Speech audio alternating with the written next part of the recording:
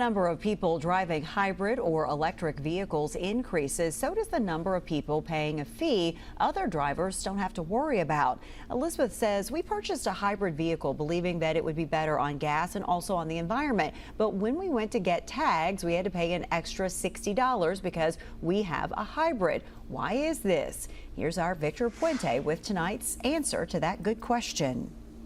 One big advantage to buying a hybrid or an EV is not having to buy as much gas or gas at all. That's also the reason you have to pay that extra fee. The majority of the money in the state's road fund comes from two sources: the motor vehicle usage tax and the state's motor fuels tax. Electric and hybrid vehicle owners use public roads, but they aren't buying as much gas as non-electric vehicle owners. So that fee is supposed to help make up the difference.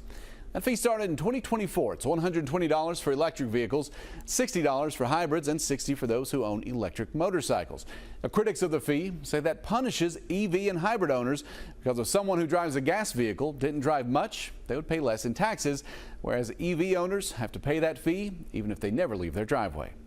If you have a good question, just email us. Goodquestion@WKYT.com. I'll see you on WKYT Mornings.